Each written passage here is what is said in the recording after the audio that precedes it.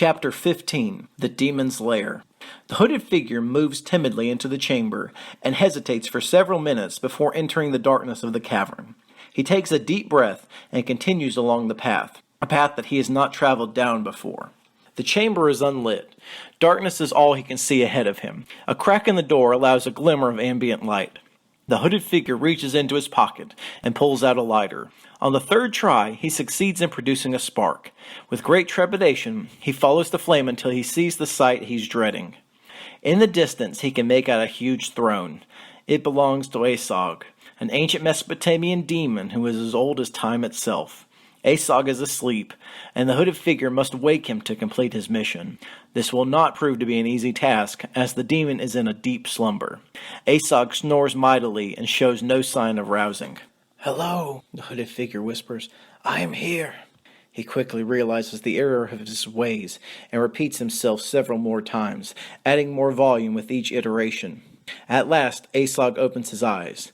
They beam yellow, and the light emitting from his pupil fills the room with an eerie glow. The beast is now in full view, and the hooded figure shudders at the sight. Asog is huge.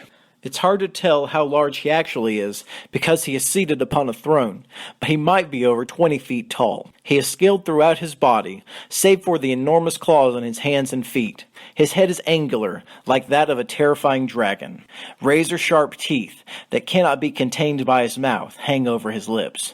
Horns, like those of the Minotaur, emerge atop his head. Asog is everything the hooded figure was warned about, but nothing could have prepared him for being in his presence. Still, this monster is harmless, at least for the moment. He is chained to his throne, conquered many millennia ago by the Sumerian hero Ninurta. This is clearly Asog's realm, although not by choice. He is, in fact, a prisoner in his own chamber. Asog is said to have mated with mountains, hence his offspring rock demons who are surrounding the hooded figure, hissing and breathing fire. Asog roars, and the demons disperse. The hooded figure gathers himself. "I have brought you something, Your Majesty." He reaches into his satchel and pulls out a small canister. "But we must talk before you may have it." Asog roars, but soon becomes quiet, intent on listening to the comparatively diminutive figure beneath him. "I have brought you a soul, so that you may regain your power. However, it is not the soul for which we were hoping."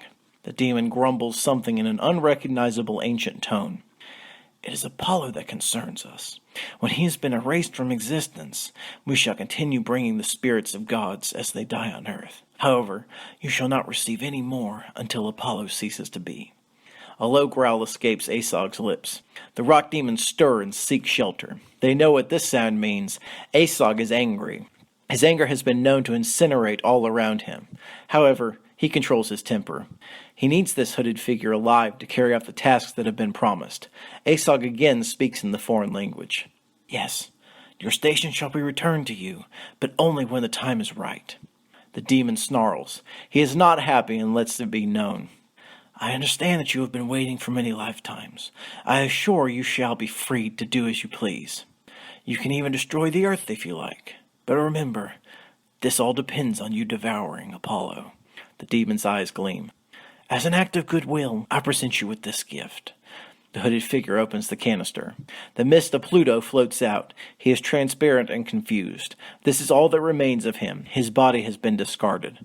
All that remains is his essence.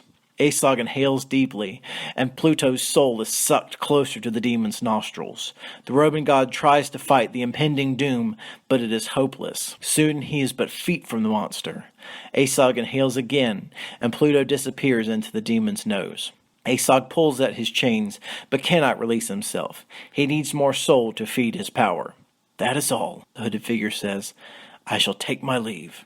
Your strength should be such now that when a god dies on earth, you shall not need to have the soul delivered to you. Apollo will be the next god you'll digest. You will know when his death has occurred." Asog grunts a demonic "begone" as the hooded figure walks out. Once safely outside, the hooded figure mutters, "It would be devastating if that monster were released. It will not happen on my watch."